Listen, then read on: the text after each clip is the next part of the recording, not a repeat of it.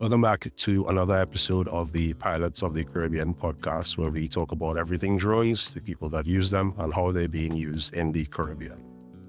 First of all, let me start by saying it's been a little while, and I want to say thanks to all the persons that got in contact with me and reached out just to see, if the podcast is coming back, how things are going, that kind of thing. I appreciate all of you, all of the listeners, all of the subscribers.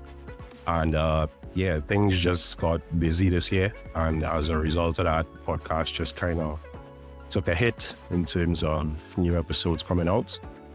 But that has been rectified, and hopefully that does not happen again. I've been putting things in place to kind of ensure that that doesn't happen again. So we'll see how that goes.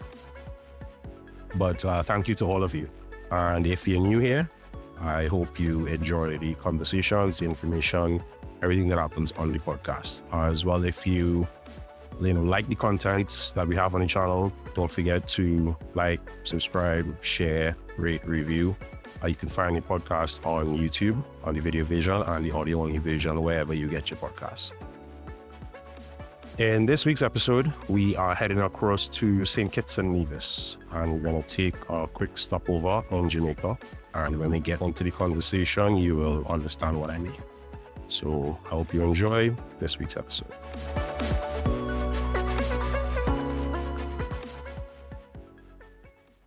My name is Josiah Burkett. I am a geologist by degree, a GIS professional. I reside in the Caribbean. I'm currently living in St. Kitts and Nevis. I am originally from Trinidad and Tobago. And I spent the last 10 years in Jamaica, which is where I studied and worked. And yeah, it's a pleasure to be here. Very glad to have you on the podcast, man. What led you originally to specialize in GIS? So I had done a course while I was studying geology in GIS, which helped, digitizing maps and whatnot. And I really enjoyed it. I have a thing for technology. That was like my introduction. But I pursued my degree, pursued a career in geology. I was a junior geologist at one point, but part of that included us working with drone pilots. They would try to map some of the terrain for us beforehand, before we went into hills, the mountainsides where there was no necessarily path, and find the best route, and then also give us an idea as to the terrain. And that was also interesting because sometimes you'd go in the field with the pilots. But it wasn't something that I saw myself doing forever. It was a very tasking job. It's very tiring. It was not like a balance of field work and office work. It was 100% field work, which appeals to some persons. It didn't appeal to me. And I, asked myself, what is it that I can pivot to, but at the same time is aligned with what I studied? And that was GIS. So I did some further research. I looked into a few communities, and I probably forgot to mention I'm also a part of what was previously known as URISA, Urban Regional Information System Association, newly named Geospatial Professional Network. I have been a member of that community. When I was transitioning, I looked for an association I could join, and I'm now on the board of directors for that organization as well. So I forgot to mention that in my intro, but yes, I've been part of that community when I was looking to transition. So I joined and looked at what I could do. I did some courses online, and that was how I got into the GIS space, provided that I obviously applied for a job and I got it. I'm in Jamaica, and I've been working in GIS ever since. That sounds like one hell of a journey, right? From Trinidad to Jamaica. And where are you right now currently? St. Kitts. Hopping all over. And yes. So you mentioned drones earlier, but you would have gone out into the field with other drone operators. Yes. And then at some point you decided to integrate drones into your daily work, right? Well, it was a mix because, I like drones, but, drones, especially when I started, it still wasn't the easiest thing to get to. Drone is a costly thing. So it wasn't like I was seeking to be a drone pilot, but one of the first projects I worked on when I started GIS was a drone project. My company was helping map the island of St. Martin, the Dutch side, after, I think it was Hurricane Irma. And it wasn't directly after, but the client at the time wanted to see what the state was in terms of recovery efforts. So my first project was a deep dive into a drone project. Deep dive into a drone project in a way. I was, working alongside the drone pilots at the time, but I had to do the image processing side of it. So that also was sort of how I started to get into the drones, because it was my first project. I started to understand, okay, this is how they should be collecting the data and whatnot. I'm good at the GIS side, which is processing the data and creating the outputs. But I also wanted to know how the raw part of it was, the data collection part of it was. And I got that experience, that knowledge, and it took off from there. And you're still flying to today? I'm actually flying way more now. The challenge back then in Jamaica was, you work for a company, you would use company resources, but it's mainly when our clients need that service.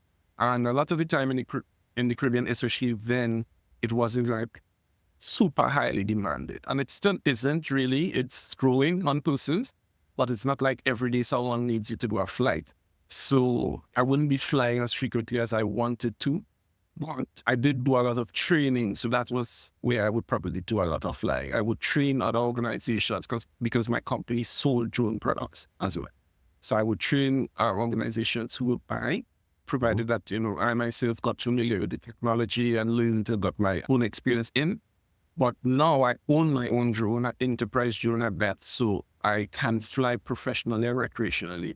And I fly, at least every week, every 2 weeks, I try to do a flight just to keep fresh, keep experience, try new things, new techniques, new settings, etc. Okay. What you flying right now? I'm flying a Mavic 3 Enterprise. Nice.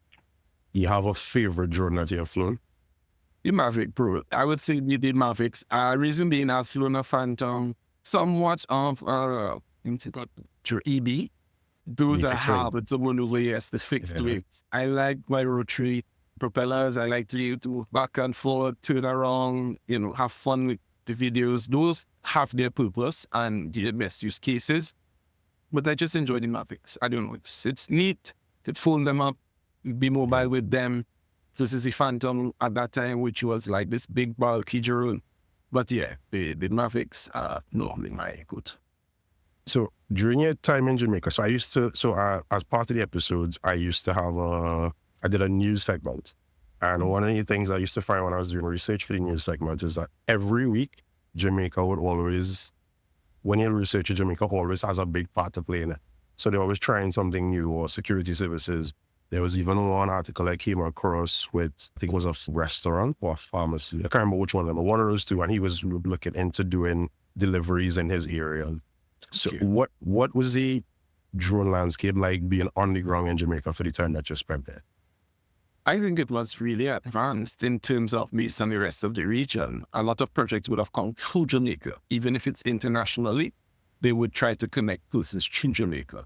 At the time, I was also part of a network, and I'm still part of the community, the Flying Labs network, which would also facilitate a lot of projects for different flying labs. So there are flying labs across the world, but one of the only ones in the Caribbean was Jamaica. Well, I would say the first. I think there's a Haiti flying lab now, and the Latin American community, which we work together with closely based on region and geography. But at that time, I think it was really advanced. You had government agencies firstly investing in the technology, so they already saw the value in it. By the time I was working in GIS, you had, I would say, some level of the construction industry seeing the value, especially for like site evaluations and whatnot. Environmentally, it was definitely big. Persons knew and understood drones head with the hard-to-reach areas. And I guess one of the differences between Jamaica and a lot of other Caribbean countries is they're bigger. So sometimes the management spaces are bigger, and a drone really helps with surveillance, monitoring, with assessing, mapping. So I believe that at that time, and even now, they have invested a lot into it. They have a strong community in terms of looking at regulations. That's a big thing that's still going in the region. There are a lot of, I would say, projects happening with drones. I'm even seeing up to date more agencies, not only outsourcing companies, but trying to get those skills in-house. So their day-to-day operations. So I would say the landscape in Jamaica at that time was advanced and growing, and still looks like it's continuing to grow. Yeah, definitely. Because every time I do news research, I see Jamaica pops up for one reason or the other. Now, you mentioned the Flying Labs Jamaica. What exactly is Flying Labs? See, Flying Labs is a network of professionals across the world that allows not necessarily just about drones, but robotics on the whole and STEM and science. They focus on the communities and local. So that's why Flying Labs was set up in different countries to have a local presence that could assist and contribute to the community, empowering them themselves for the solutions, not necessarily just you're this organization that does everything for everyone. So they encourage activities such as trainings, not just of skilled professionals, but non-skilled professionals. Even in communities, rural communities especially, who face environmental challenges, climate change challenges, whether it's training them how to fly drones or training them how to use GIS or map, and providing assistance in the gaps that they probably can't do themselves. One of those activities also included like training youth and getting them, because, the youth is in terms of future leaders. And if you build their capacity and interest from now, that's the pathway they will follow, and they would now become the champions in their community to solve some of these challenges. So we did a lot of training in STEM activities. I believe I did at least 3 summer camps, 3 or 2, even during COVID. We did one. We still found a way to do one virtually. So Flying Labs is a solid community that empowers local efforts in robotics, in STEM, particularly drones. They try to empower the local community to solve these challenges themselves. And they also connect as skilled professionals with opportunities through projects, because they are identified globally, internationally, that is seen as an expert in the field of robotics. Is it something that persons that are interested could join or apply, or is it one of those you have to be contacted or there have to be vacancies in order to become a part of the Flying Labs? I would say no, businesses can become part of the Flying Labs communities. Now, different Flying Labs, to be a Flying Lab is a different process, but to be part of a Flying Lab, so in the Caribbean context, if someone was interested in being part of the Jamaica Flying Labs, they can reach out, express their interest and where they think they can assist. There are a lot of volunteer opportunities sometimes, or even training opportunities that you can be notified about. So let's say if a camp is coming up or training is coming up, or there's a specific expertise that person may want to contribute based on their skills, they may already have specific skills. It's totally open. And then there are different tiers as to how you can be involved in that Flying Lab, whether you're, as I said, a volunteer, a part-time contributor, or someone who's, trying to do stuff full-time, whether it's being available for projects. So you can just look out. The only thing is you're trying to get more, in the Caribbean, our challenge is geography. Yes, limited to space on an island. Travel isn't always the easiest to go to other islands. And expensive. So, exactly. But with COVID, we saw what a lot of things can be contributed virtually. So I believe, the Flying Labs network is growing. And I myself, now that I moved from Jamaica, it sort of limited me in what I could contribute. But now that I'm settled here in St. Kitts, I myself looking at how can I still be active in the community and encourage other ones to be involved, whether it's through setting up other Flying Labs or being part of the nearest Flying Labs, or the Flying Labs that you can contribute the best to in some form or the other. Right. And the nearest one, well, the only one in the Caribbean right now is Jamaica.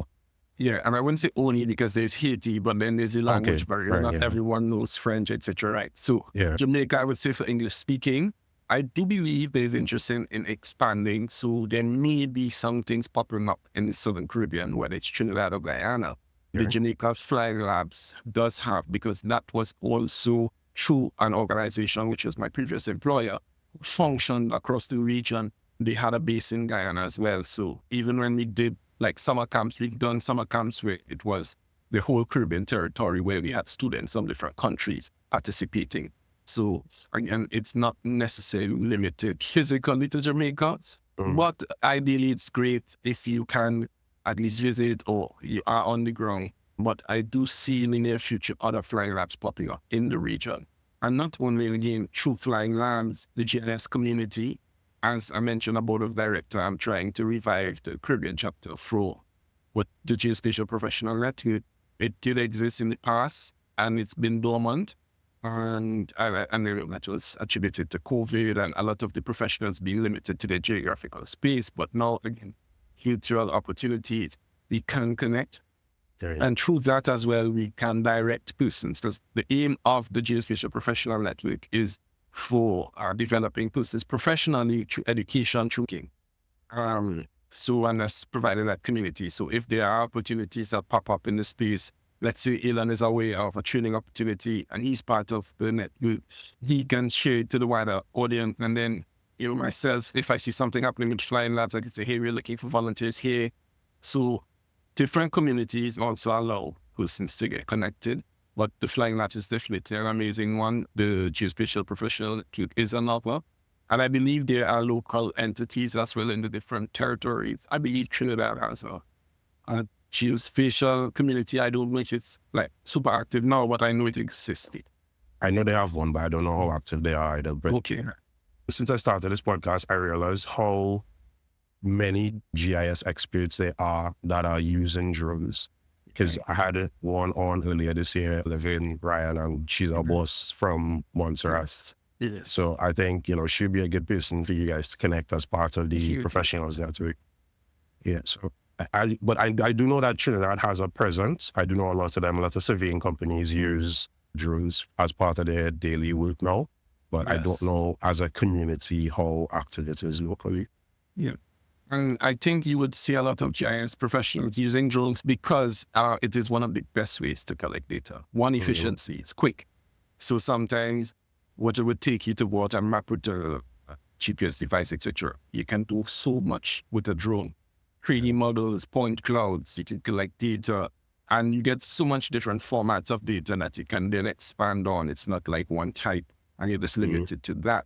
You have layers, so it's the imagery, it's the measurements, it's the heights, it's the distances. You can do so much with drones. So as a GIS professional, using drones to collect information, you get so much out of it. The return on investment is amazing.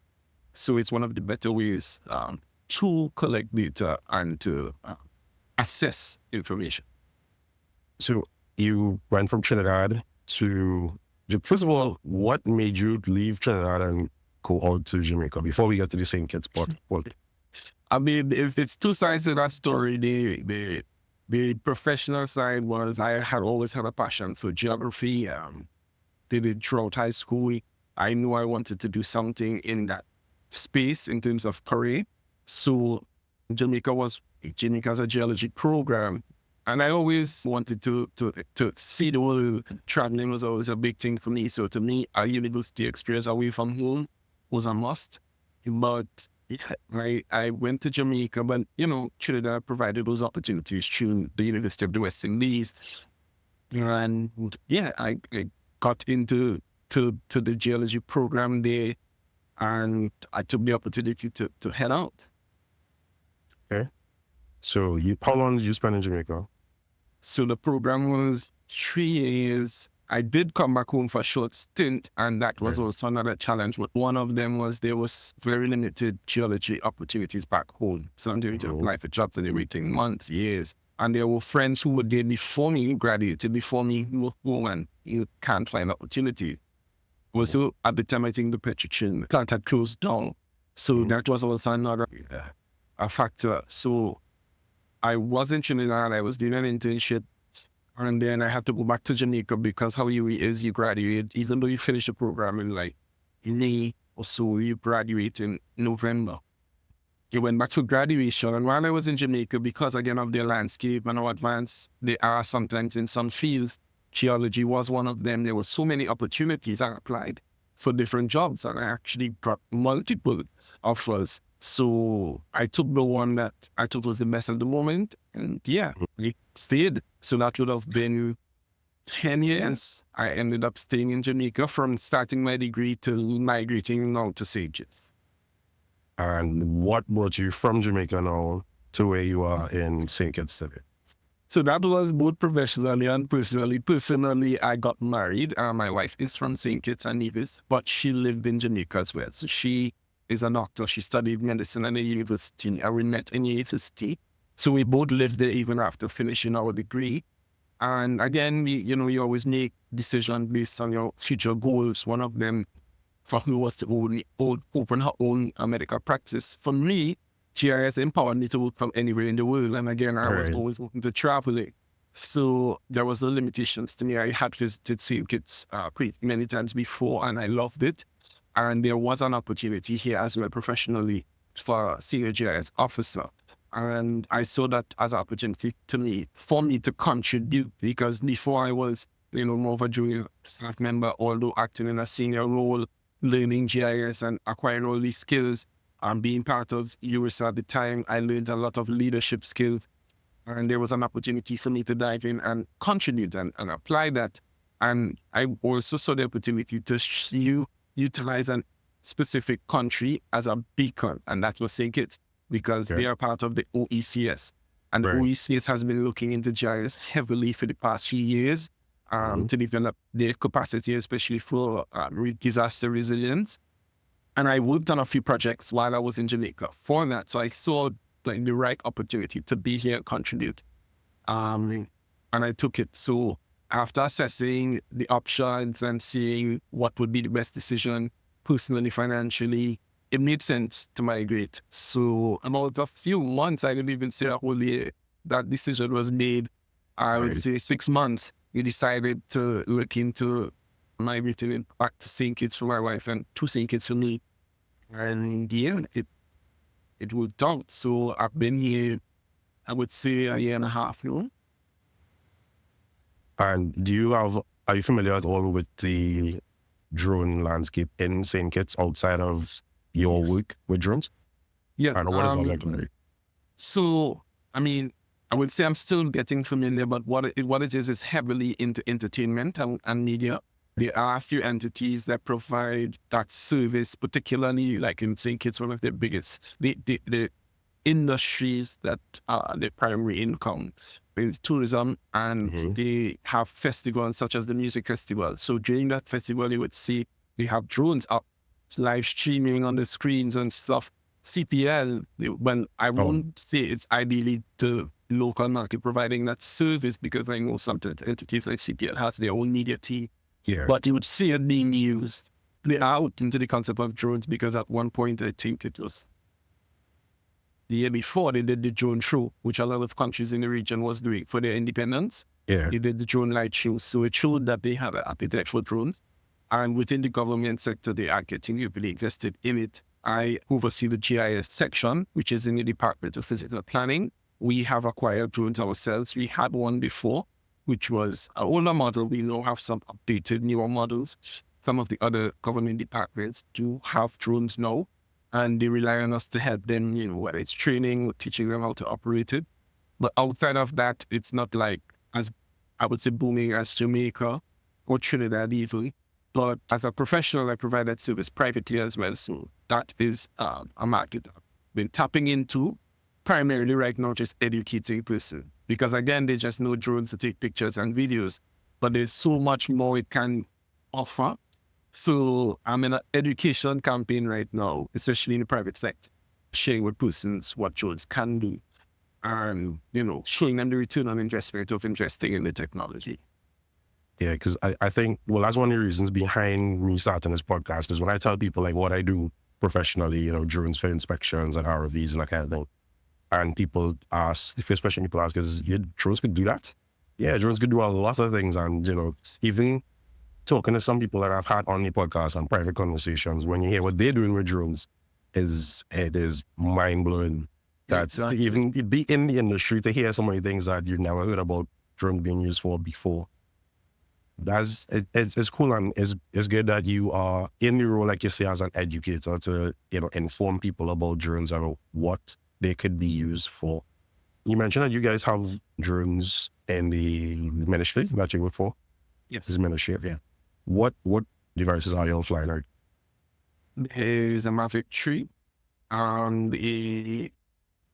Mavic 2S, big Air2S. Air2S, So we yeah. have two. Yeah, we have two. We had a Mavic 2, just non-propeller issues, battery issues, but it's still functional. So that was the original drone that the department had. And for the other departments, the Air2S is what they have. I think our Lancing Service, the also has a Mavic 3. Yeah, those are ideally Mavics again, the drones that the government have. I do believe some of the entities are looking into thermal and specifically environmental monitoring because, sea turtles, when they come in, we're trying to bother them. But those are the departments I could think of, any types of drones that they use. I don't believe anyone has any fixed wings. Agriculture probably may be looking into that. But, yeah. Yeah, I think agriculture is one of the faster growing, what we call that, industries that we see in drones used in the Caribbean everywhere except Trinidad, really, because we still can't use spraying drones for agriculture. Well, spraying drones, period, in Trinidad. So hopefully we get there soon because Barbados, Guyana, all those places taking off when it comes to agriculture and crop spraying. And I'm sure even Jamaica, I haven't seen anything firsthand, but I'm sure they that were interested. Before I left, the ministerial department was looking to acquire drones. They probably did two fixed wing EBs. So it's like they already saw the benefits of it, and they were already trying to get ahead. What kind of deliverables you guys working with in terms of your department specifically? So the GIS department right now, we provide mainly maps for all the other departments because even GIS is something that still educated persons about. There are some ministries or departments that have no clue of that we exist. Or what they know we exist, but they didn't know necessarily what we do and how much we can do. So maps is a big thing that we deliver even from education level. A lot of students use SBAs can reach out to us and they come from maps based on their school-based assessment.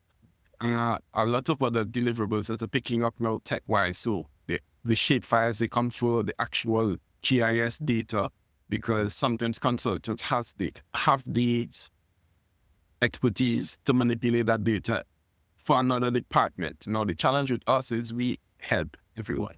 So we are not just helping our ministry, we are helping the department of water, agriculture, environment, national security, whether it's administrative boundaries, post office. So we are stretched thin. It's a team of 5 of us, and we are pulled in many different directions. So sometimes you have to stagger the work. So if a consultant is helping a department right now, for example, the Department of Water, they're working on a water project, they may access to some maps, but they would also sometimes just access to the data. And we provide that cleaned up. We try to store and manage the data for all the other departments because we have the expertise, but we would get that data out because they are really the owners of the data. And had that with whomever is trying to do something, whether it's a model, we have done in collaboration with the NEMA, which is a National Emergency Management Authority, for SAKIT. We did a time, they normally do a tsunami exercise, and in 1 year, I believe, a model was done showing like the buildings and showing with specific height wave came in at this point, how far would it reach inland, which buildings or which communities would be at risk, and you utilize that model to select the evacuation zones. So let's say it's 100-feet wave coming in, how far would it come in at different points of the island? So we had to use our digital elevation model, which would have come from a drone output, and see, okay, so this community, because it's really flat, the evacuation zone will have to be much further inland.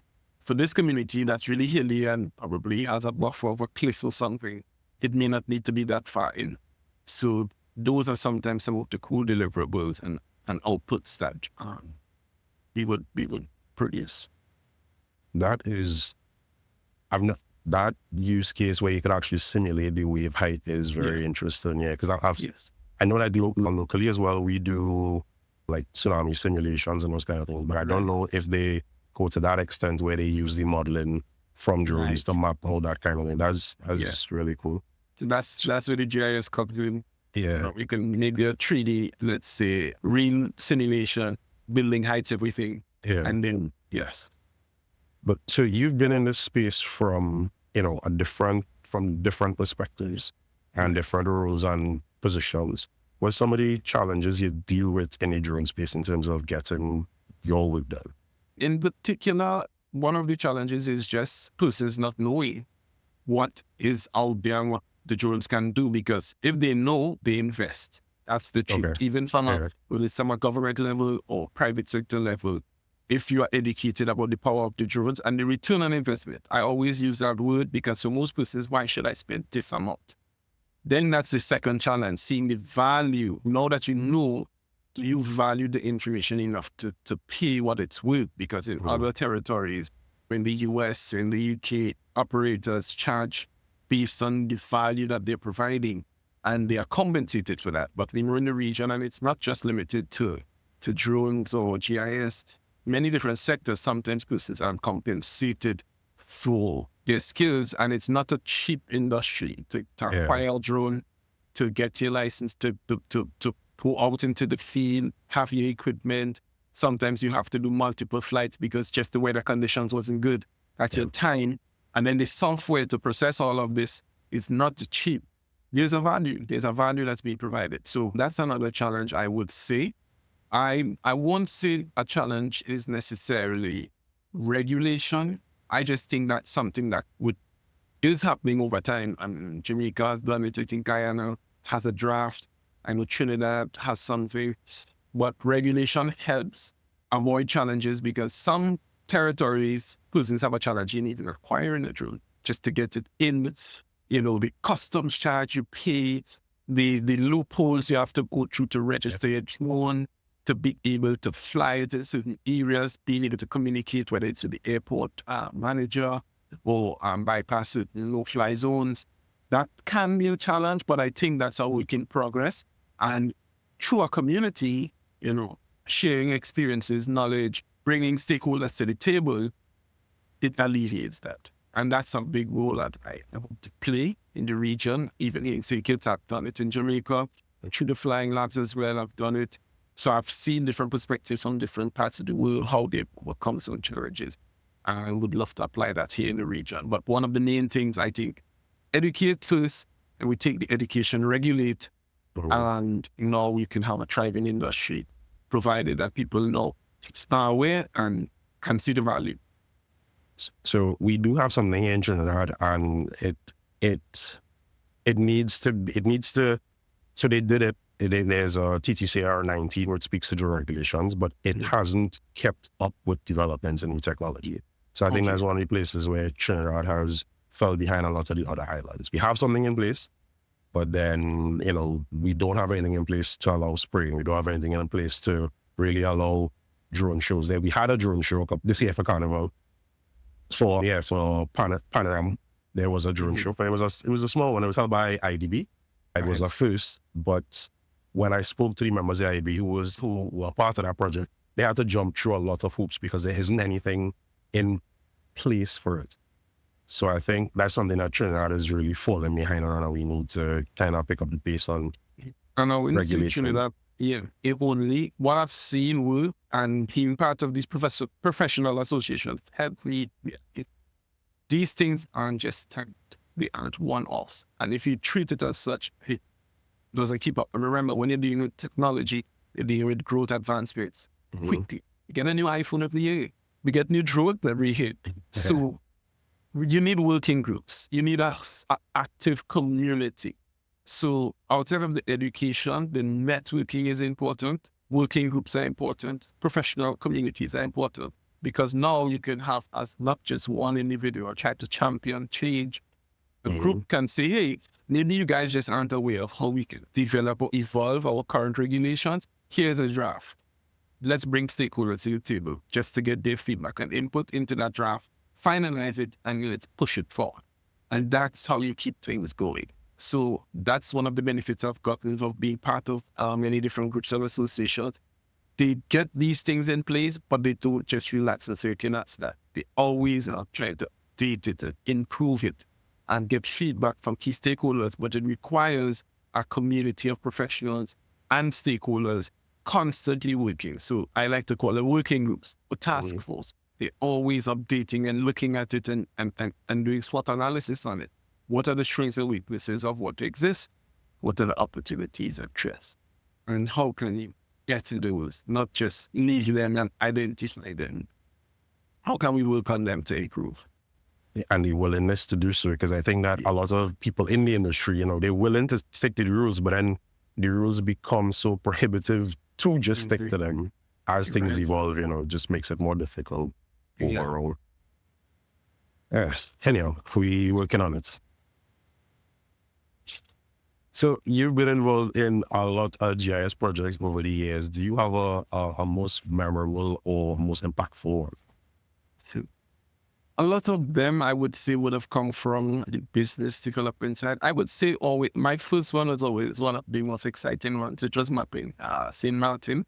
It was so many different areas, seeing the resolution of the data, seeing the island from that perspective was really interesting. Knowing what they were going to do with that data, take it and build out take the building footprints out of that imagery. They did so much with it. It felt like a project with a lot of purpose, and it had a component of it tied to resilience for future disasters. So that's what opened up my eyes to what the power drone technology. You got so much out of just that. I wouldn't say one flight, but that product. That was one of them. I did do a project training persons. So we were looking at squatting in Jamaica along the railway, and they were trying to revive the railway in different parts of the island. But because it was dormant at a point, a lot of persons started squatting close by. Part of that got me back into something which I didn't mind. It wasn't too heavy as what my previous job was. I had to train persons who weren't necessarily GIS professionals how to collect data using tablets, looking at the maps, dropping points, that training and seeing them enjoy it because they hadn't necessarily done something like that before. And then taking that data and passing it on to another team who were looking at the socioeconomic impacts of relocating these persons and also balancing it with the economic impact of activating the railway. That was also really interesting. It wasn't necessarily only an environmental perspective. It had a component of socioeconomics, which was good because we had to do survey and ask the persons their willingness to relocate, challenges of where they live. If they had somewhere they could go, where would it be? Those types of questions opened up my eyes. And also we did a digital divide project during COVID. We were sending out surveys as best as we could to schools, to teachers, to find out which schools didn't have internet connections as well as students, particularly at school. So then we could map that and create hotspots and look at which different parishes, communities did not have access to internet or technology like a computer or tablet. So we could have partner with donors to try and get technology to these persons, whether it's a tablet or internet device like a MiFi device, to bridge that digital divide. Because it's unfair, again, during COVID, some students have no access to technology. Although that was a major transition for them, they didn't even have the opportunity to transition. So it was good to see the impact that project brought by mapping that data. It's always interesting to hear the different things that people come up with that they could find a way to integrate a drone into it. Yes. It has some really cool work going on out there, and I hope that people listening and watching this episode, realize that, and it helps them develop other ways to use and ways that drones could be integrated. That's cool. So, again, you've gone through all of these different roles and different positions. I'm seeing it from different angles, seeing the space from different angles.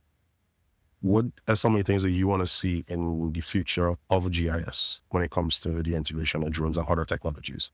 I would say currently more professionals in the sense of, I believe our rising tide raises all boats. So in a way, when persons see the value of GIS, the value of drones, you create a need. We need more professionals, whether it's in government, whether it's in the private sector, because each company may want an expert that they're working with. It then creates more opportunities because there are many different donors out there trying to invest, but they need to see that the capacity is there And the commitment, especially from our government level, is there to say that they have prioritized GIS through whether it's a national spatial data infrastructure, which is like our policy stating that we are committed to using data in a professional way to solve some of our social, economic, and environmental challenges. That creates more opportunity for us to become, and SACIT is championing that right now, a sustainable island state. To do that, you need data. And to get data, one of the best ways, as you mentioned in this podcast, is through drones, through GIS. So I would love to see, I always try to bring it back to persons like Wakanda. I would love to see the Caribbean become like Wakanda.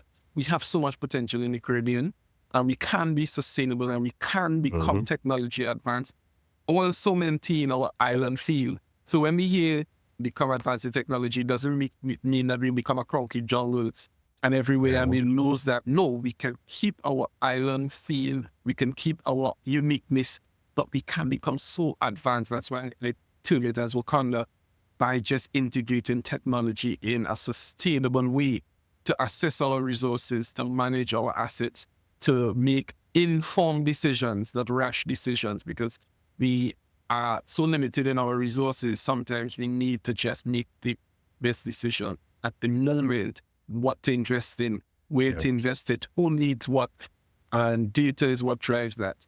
GIS helps visualize, manage data, and drones help collect that information efficiently. And I totally agree with you.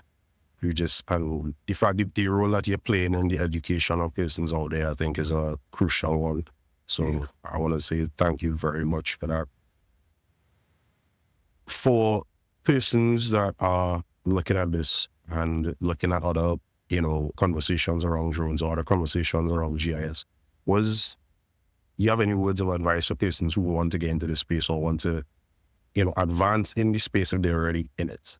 Yeah, definitely. I did do a forum this week, actually, telling kids about this, which was really cool because I've never really, I have presented to kids, but doing a GIS/drone presentation to kids is always the hardest because you have to break it down to the most digestible way for them to get it. And for them, I always say STEM foundation. So let's start with the teenagers, young professionals. Get a STEM foundation: science, technology, engineering, math. One of those helps you, the geography background. It makes you spatially aware, so you don't feel overwhelmed. And even if you don't have a STEM foundation, that's fine. So that's one way. Get a STEM foundation, and that helps get into the space and gives you that background, especially if you're looking to advance professionally. Be part of a community. Join communities. There aren't a lot in the Caribbean or a lot of active ones. And trust me, professionals like myself, we are trying. And you will see some coming on board and being more in your face in the near future. Joining a community don't always mean what can you do for me. Ask yourself, if you want to really get into the space, how can you contribute? Because it is with that mindset the space grows. When everyone is asking what you can do for me and not willing to contribute and identify what you can do for the community, meaning the whole community, it hinders that growth. So I would say join communities, offer your skills, whatever it is. It might even mean in digital design, graphics. The community might need to put out public service announcements. Join them, contribute whatever you have, and educate yourself. Through these communities, you can be pointed in the right direction. I would say look into doing some online courses. There's always some courses in GIS, in drones, in technology. Do some. Always dedicate yourself. I'm always learning. I'm not know everything. Technology is always advancing. There's always something to know. There's AI now. There's blockchain now. There's so much I need to catch up on while still doing my day-to-day. Always keep learning. So I would say get a STEM foundation, join communities, offer your skills, continue to learn and build on those skills, keep up with the latest trends. That's one of the best ways. Get certified, get involved. Sometimes do community projects before you even if you're trying to become a professional who's paid. Sometimes it takes a while to get a client.